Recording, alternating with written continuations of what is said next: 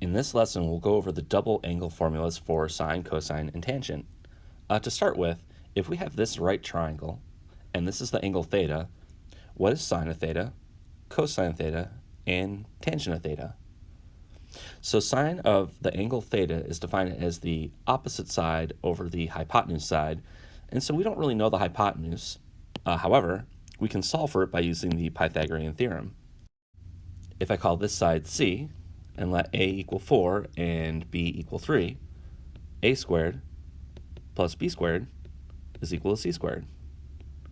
So plugging in this information, we have 4 squared plus 3 squared is equal to c squared. The left side is 16 plus 9, that's 25. And taking the square root of both sides of this equation,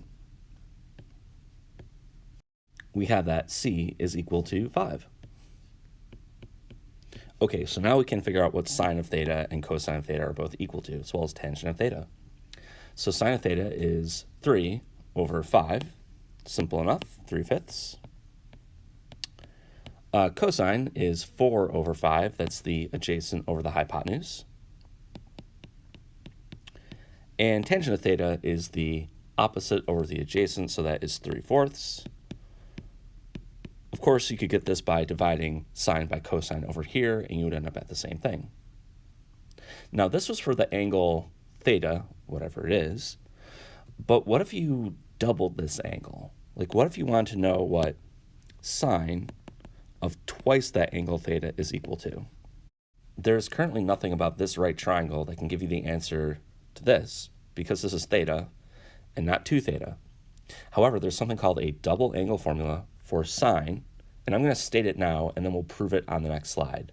It turns out that sine of 2 theta is equal to 2 times sine of theta times cosine of theta. So in this equation, you start with a 2 theta on the left, but over on the right, it only depends on theta, which is this angle here. So it actually allows you to solve for sine of 2 theta. In fact, sine of theta is 3/5, cosine of theta is 4/5, and we can plug that information into here to get our answer. So I'm just going to make those substitutions. Sine of 2 theta is 2 times 3/5, that's the value of sine, times 4/5, that's the value of cosine. You can multiply all of this together. In the numerator, we have 2 times 3 times 4, that's 12 times 2, that's 24. The denominator is 1 times 5 times 5, that's 25. And this is the answer. Sine of 2 theta is 24 over 25, and it came from this double angle formula here. So the question is, like, where does this thing come from? And, well, what are the formulas for, let's say, cosine of 2 theta or tangent of 2 theta? Let's do that next. Why is this formula true? We're going to use the sum difference formula for sine to actually prove this.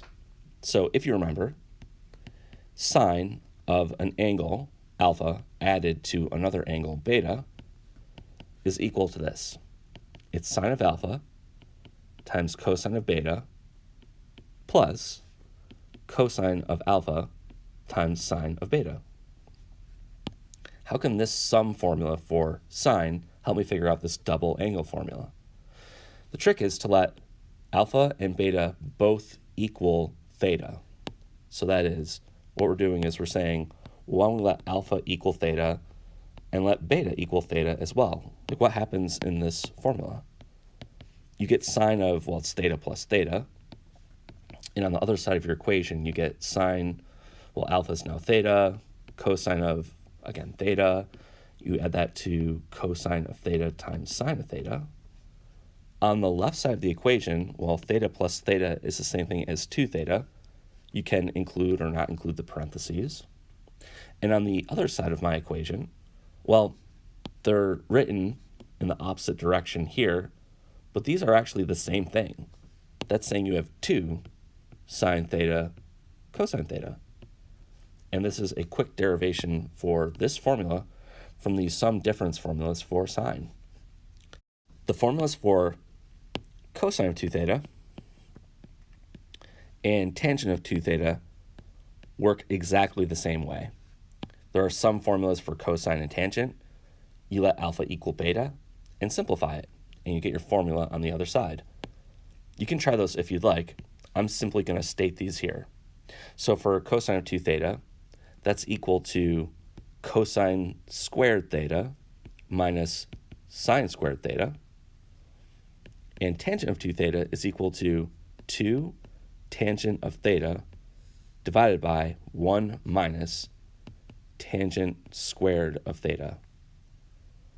So in these two other formulas, the important thing to point out is that you start with a 2 theta on the left, and it reduces to a theta on the right. All right, let's evaluate cosine of 2 theta from that same triangle in our first example. So here we have, a right triangle with sides 3 and 4.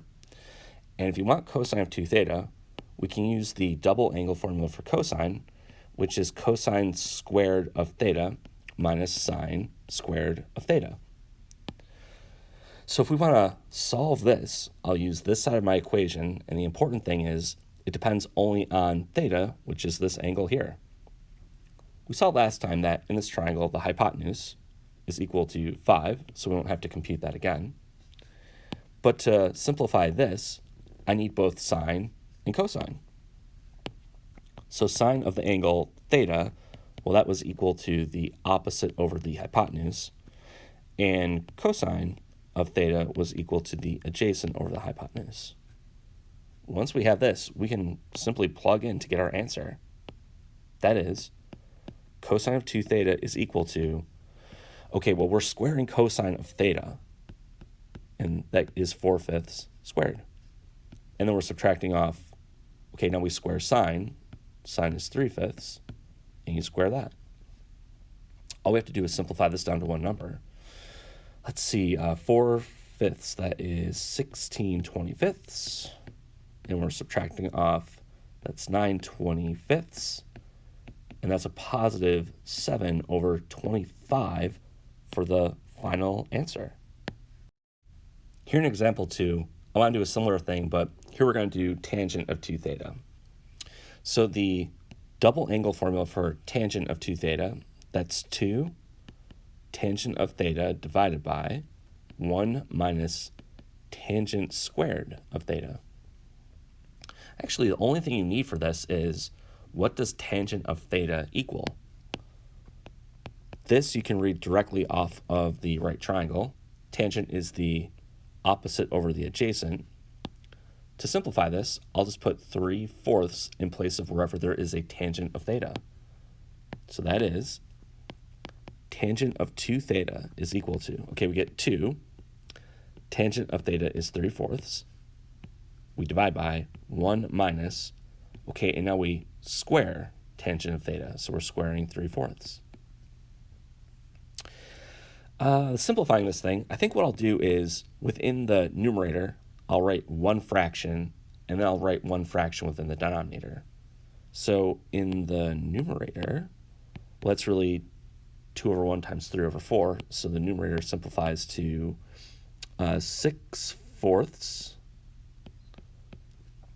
The denominator is 1 minus, if I square that fraction, I get 9/16.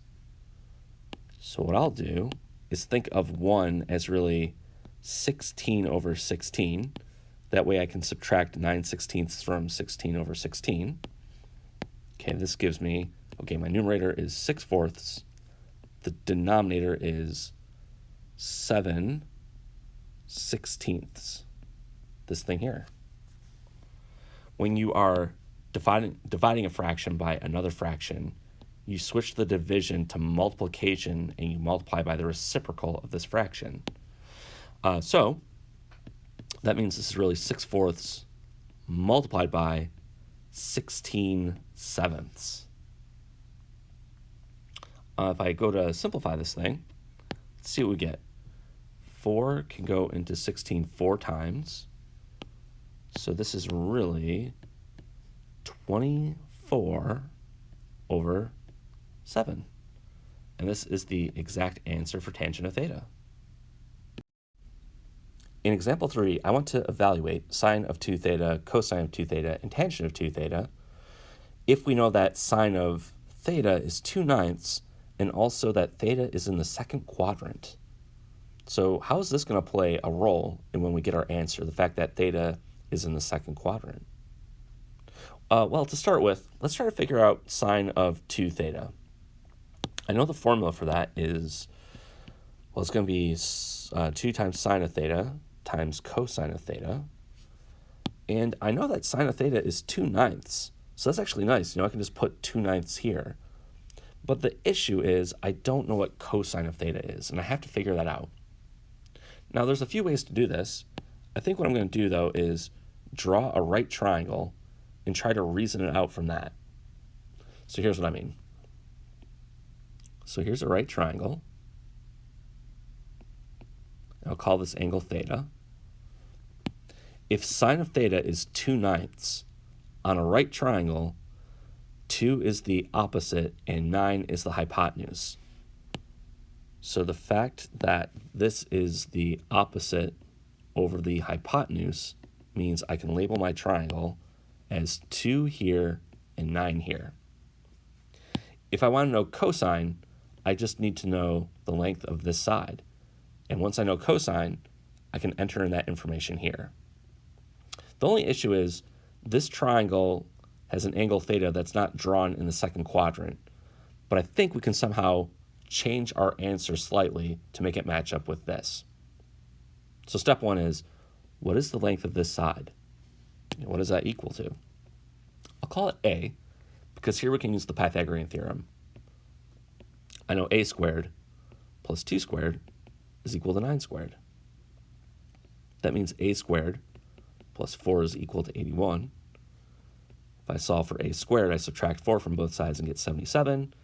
And taking only the positive square root of both sides gives me the square root of 77.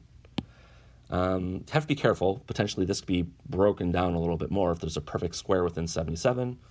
However, there is not. And so root 77 is good enough. Okay, so what does this mean?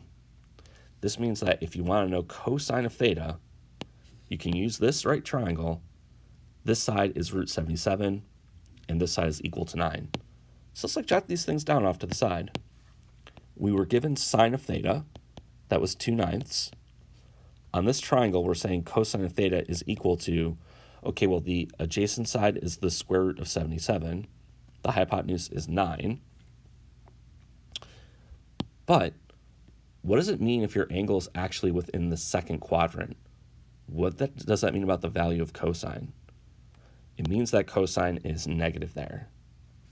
So this is the only addition that we have to make within the problem.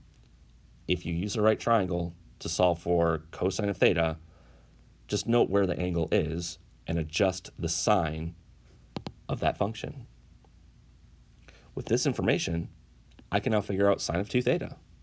Let's do it. Sine of 2 theta is equal to, it's 2 times sine of theta is 2/9, and cosine of theta is negative root 77 over 9. Again, this negative is very important, and that's because theta is really within the second quadrant. If I multiply all this together, I'll have my answer. Sine of 2 theta, the whole thing is negative. In the numerator, I have 2 times 2, which is 4. I'll leave the square root of 77 alone. And the denominator is 1 times 9 times 9, and that's 81. So here is my simplified answer. So what about cosine of 2 theta? I have to know that. I think we have all the information we need. The double angle formula is cosine squared of theta minus sine squared of theta. Okay. Let's plug it in. Let's see what we get. So this is cosine of 2 theta is equal to, okay, the value of cosine, we're going to square it, and it's equal to negative root 77 over 9. We're subtracting off whatever sine is equal to after you square it. And that's 2/9. All right, so let's see. I think I'm going to run out of room, but I'll write this work over here. Just give myself a little bit more space. Okay, if I square the first fraction, the negative becomes positive. The square root of 77 just becomes 77. and the denominator is 81. I then subtract off. If I square 2/9, I get 4 over 81. I have a common denominator, so I can add this into one fraction. So when we do that, 4 from 77 is 73 over, and we have 81 in the denominator. And this is the answer for cosine of 2 theta. That leaves me with only one thing to solve for, tangent of 2 theta. Now, tangent of 2 theta, well, tangent has a double angle formula, and you could use it. But here's the thing. Tangent is also defined as the ratio of sine to cosine. If you want the answer for tangent, you can take this answer and divide it by this answer, and that will give you the value that you're looking for. I'm going to take that approach. I'm going to put that on the next slide. All right, so we want tangent of 2 theta. This is equal to sine of the same angle, 2 theta, divided by cosine of that same angle, 2 theta. The reason it's nice to use this is because we already know sine of 2 theta and cosine of 2 theta. We figured out sine of 2 theta was equal to negative 4 root 77 all over 81. And cosine of 2 theta was equal to what was positive. It was positive 73 over 81. So if I'm solving for tangent, I'm going to take this fraction and divide it by this fraction. So let's do that next. Tangent of 2 theta is equal to, well, the whole thing's going to be negative, but just be careful. I'm going to put, it's negative 4 root 77 all over 81. That whole thing is divided by 73 over 81. I'm going to change this. I'm going to put the negative out front. I'm noting that I'm dividing a fraction by another fraction. That means I'm going to change this division to multiplication, and I'm going to multiply by the reciprocal of this fraction. So the entire answer is negative. The fraction in the numerator is 4 root 77 over 81. We're multiplying by the reciprocal of the denominator, which is 81 over 73. It's nice to use this formula because things simplify pretty nicely. The 81s cancel. I know the whole thing is negative. And all that's left over is a 73 within the denominator. So here's my answer. It's negative 4 root 77 all over 73, and this is the final answer. You can, of course, use the double angle formula for tangent, but this works good enough. Before moving on from this example, we said the double angle formula for cosine of 2 theta was equal to cosine squared theta minus sine squared theta. There are two other variations of this formula that you can use. One that depends only on cosine of theta, and one that only depends on sine of theta. Why is this, and where does it come from? I'm going to note that sine squared of theta plus cosine squared of theta is equal to 1. This is a fundamental identity. It's a Pythagorean identity. I see that I have a cosine squared and a sine squared over here, and this is a completely different identity that connects those two things. You can solve this for, let's say, cosine squared theta by subtracting the sine of theta to the other side of the equation, so that it is cosine squared of theta is actually also equal to 1 minus sine squared of theta. So you could take this thing, plug it in place of cosine squared, to have a new formula that depends only on sine. Likewise, you could solve this equation for sine of theta. You could say, well, sine squared of theta, well, that's really equal to 1 minus cosine squared of theta. And then you could go up to here and say, well, I'll replace this with this and have a different formula as well. Let's come up with these two formulas just to jot them down. So cosine of 2 theta, it is equal to cosine squared theta minus sine squared theta. But cosine squared theta is equal to 1 minus sine squared theta. So I'm replacing this with this. I still have to subtract this sine squared theta, but now I can combine like terms, and I get 1 minus, well, you have two of them, minus 2 sine squared theta. Cosine of 2 theta is also equal to this.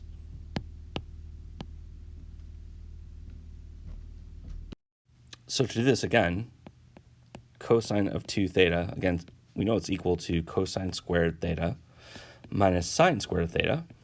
But this time, I'm going to replace sine squared theta with 1 minus cosine squared theta.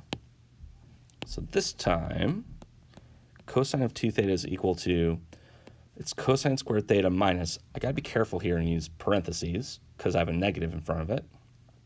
It's equal to 1 minus cosine squared theta. If I distribute the negative, I get cosine squared theta. I get minus 1, but then a plus cosine squared theta. When I combine these two terms, it'll add to give me a positive 2 cosine squared theta. But it's still leaving a minus 1 at the end. So this is an alternate version of this formula as well. These two versions of the formula are nice because they only depend on one trig function instead of two. So like in the example that we were just solving, if you want to know cosine of 2 theta and you already were given sine of theta, you could have gotten your answer just by using this formula here instead of using this one up here. You can also use these to derive other formulas as well, and that's what we're going to look at next. Not only are there double angle formulas for sine, cosine, and tangent, there's also things called half angle formulas. Similar idea. Instead of doubling the angle, you take half of it. So like for example, I know cosine pi over 4 exactly. That's equal to root 2 over 2. Can I use that information to figure out cosine of pi over 8? Here, pi over 8 is half of pi over 4. Just to make it explicit, this is the same thing as saying you take pi over 4 and you divide it by 2. So maybe there's some formula, we'll call it cosine of theta over 2, where if you know the angle theta for cosine, then you can solve for half of that angle as well. I'm going to state the formula and then go over its proof, and then we can use it to figure out cosine of pi over 8. So here's the formula.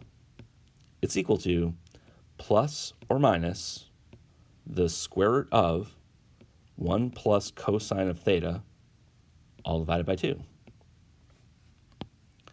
The idea here being, well, if you want to know cosine of pi over 8, you can note that that's equal to pi over 4 all over 2. Here we're saying theta is equal to pi over 4, which you can plug into this formula to get the answer of this thing over here. Well, step one is like, well, where is this thing coming from? Let's do a quick proof of that. On the previous slide, we went over the fact that there's a double angle formula for cosine. I'll call it cosine of 2x. It was cosine squared x minus sine squared x. It was actually also equal to 2 cosine of x, that's squared, and then minus 1. Where does this formula come from? It comes from solving for cosine squared of x and then taking the square root of both sides of your equation. So let's do that. I'm going to add 1 to both sides. I'm going to write this as, so it looks like my formula. I'll put 1 plus cosine of 2x is equal to 2 cosine squared x. If you're solving for cosine squared x, that means I want to divide both sides by 2. And this gives me 1 plus cosine 2x over 2 is equal to cosine squared x. If you want to get cosine of x by itself, you would take the square root of both sides, and note that, well, when you do that, it's plus or minus on the left, and on the right, you're left with cosine of just x. Excellent. These formulas from here and here are almost identical to this. The only difference is I call this x, and over here we add a 2x. The way you can make the formulas look exactly the same is by letting x equal theta over 2. That means you'll put a theta over 2 here. That gives you cosine of theta over 2. Over here, you put a theta over 2 here, but the 2 in the numerator cancels with the 2 in the denominator, leaving you with just a theta. So this is how you can get a half angle formula for cosine. You actually can get it from using the double angle formula for cosine. Now that we know this, let's actually compute cosine of pi over 8. All right, let's use this half angle formula to figure out what cosine of pi over 8 is equal to. So we don't know the exact value of cosine of pi over 8, but the observation is that, well, pi over 8 is the same thing as pi over 4, all divided by 2. And I know the exact value of cosine of pi over 4. So here what we're saying is theta is equal to pi over 4. I'm going to put that information here. Okay, so this is equal to plus or minus the square root of 1 plus cosine of pi over 4 all over 2. I can now plug in the exact value for cosine of pi over 4. Again, we have plus or minus the square root of, this is 1 plus, oh boy, I think things are going to get messy, but cosine of pi over 4 is root 2 over 2, and that whole thing is divided by 2, like this. I think under the square roots, I'm going to multiply the top and bottom by 2, so it won't change the value of what's under the square root. But when I distribute this 2 to both the 1 and this fraction, it'll cancel the 2 in this denominator. So here I'm distributing that 2. And what I end up with is, okay, so we get plus or minus. This is the square root of 2 plus root 2 in just the numerator. And then the denominator, we have 2 times 2, which is 4. And that's actually great. I can break this up into the square root of a numerator and the denominator, because the square root of the denominator is nice. It turns out to be just 2. So this is plus or minus. I now have a square root in the numerator. It's the square root of 2 plus the square root of 2. And the denominator is now just 2 because I actually took the square root of the denominator and 4 went down to 2. And it's almost like we're at our answer. The thing is, though, that cosine should only be one value. It should either be positive or negative. There should not be 2 answers for this one angle, pi over 8. So we have to make a decision. The answer is either the positive square root or it is the negative square root. And that depends on where the angle that you start with is. So if you look at this value here, you have to ask yourself, which quadrant is it in? Is pi over 8 in the first, second, third, or fourth quadrant? Depending on where it is, will help you decide if you're going to choose a positive or negative answer. Pi over 8 is in the first quadrant, and that means that cosine is positive there.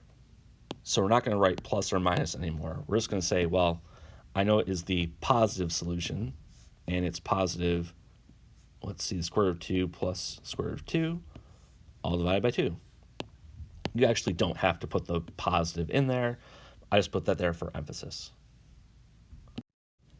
Let's look at a similar example. So here I want to evaluate cosine of 7 pi over 8. And we're going to do this by using a half angle formula. So if we're doing that, I know this is really cosine of, okay, what we're doing is we're taking 7 pi over 4 and we're dividing that whole thing by 2. So here we're saying theta is equal to 7 pi over 4. Now in the half angle formula, I know it's equal to plus or minus the square root of 1 plus cosine of that angle theta, which is 7 pi over 4. And this is all divided by 2. I want to simplify this by changing cosine of 7 pi over 4 to an exact value. And then I also have to choose either plus or minus. Well, what is cosine of 7 pi over 4? On the unit circle here, 7 pi over 4 is, well, I know a full rotation is 2 pi. So like here is 2 pi, which is equal to 8 pi over 4. Those are the same thing. So if you go backwards pi over 4, this is 7 pi over 4. Its reference angle is pi over 4. And this means that cosine of 7 pi over 4 is either equal to cosine of pi over 4 or it's the negative of it. It turns out they're equal. Cosine is positive within the fourth quadrant. So What is cosine of pi over 4? It is root 2 over 2. All right, let's plug that in. So this is plus or minus the square root of 1 plus, okay, this is root 2 over 2 all over 2. I need to simplify this thing, so I'm going to multiply the top and bottom by 2 over 2. If I distribute the 2 in the numerator to both of those terms, that's plus or minus. Okay, we get 2 plus root 2, and the denominator is 4. I can break this up into 2 square roots. So it's plus or minus the square root of 2 plus the square root of 2. The denominator is the square root of 4, which is equal to 2. Great. Now the last question is, well, all right, do I want the positive square root or the negative square root? That all depends on where this angle is located. Which quadrant is this in? Is it in the first, second, third, or fourth? Okay, I think 7 pi over 8 is in the second quadrant. And the reason for that is, I know this is a rotation of pi radians, which is 8 pi over 8. So if you go backwards, we're going backwards pi over 8, not pi over 4. So if you go backwards pi over 8, however far that is, something like this. This is 7 pi over 8. That is an angle for sure that's within the second quadrant. This means our answer is actually negative. It is negative root 2 plus root 2 all divided by 2. In the 2 previous examples, we used this half angle formula for cosine, but there are also formulas for sine and tangent. The one for sine, where this comes from is, if you look at the double angle formula for cosine, it was actually equal to 3 things. And one of them was 1 minus 2 sine squared of some angle x. The trick here is to solve for sine squared of x and then take the square root of both sides of your equation.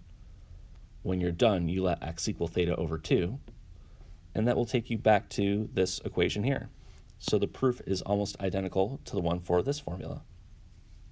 And once you know the one for cosine and sine, you can divide them to get this half angle formula here, and you can convert it into these 2 other forms as well. So there's actually 3 different formulas for tangent, and they are these right here. So let's try one example where we use the half angle formula to find the exact value of sine of 75 degrees. So let's see, to start with, if you're using a half angle formula, I'm going to write 75 degrees as, something over 2. And that means I'm really doubling 75 degrees. That's 150 degrees.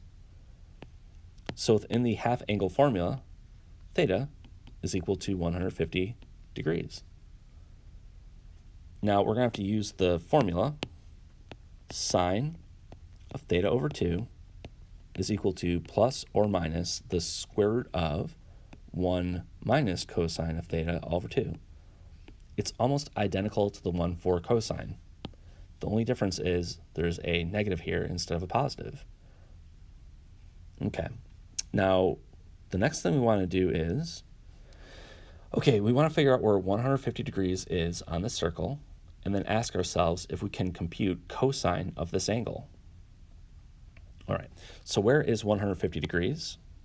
That is located right about here.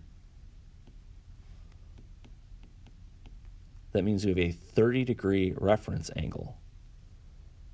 And here we're asking about computing cosine of that angle. Let's start plugging things into this formula to see what we get. We have sine of 75 degrees. We already stated that that's equal to sine of 150 degrees over 2. And here we're going to do plus or minus and put 150 degrees in place of theta. So we have 1 minus cosine of 150 degrees, all divided by 2. So what is cosine of 150 degrees? Cosine of 150 degrees is either equal to cosine of 30 degrees or it is the negative of it. And since 150 is in the second quadrant, that means cosine is negative there, so it has to be the negative of cosine of 30 degrees. And cosine of 30 degrees is equal to root 3 over 2. Let's put all this into this formula. This is plus or minus the square root of 1. Okay, cosine of 150 itself is negative, and therefore this extra negative makes it positive. So we get positive root 3 over 2, and this whole thing is divided by 2. I'll again multiply the top and bottom by 2 over 2, and let's see what that gives us. When I distribute that 2 into the numerator, okay, we have plus or minus the square root of, that's 2 plus root 3, and in the denominator we have 2 times 2, which is 4. Okay, I can break this up into 2 square roots. This is the square root of 2 plus the square root of 3, all divided by 2. And the question is, do I want the positive solution or the negative solution? And that all depends on this 75 degrees. You're evaluating 75 of something. It's either going to be positive or negative, and that depends on the quadrant 75 degrees is located in.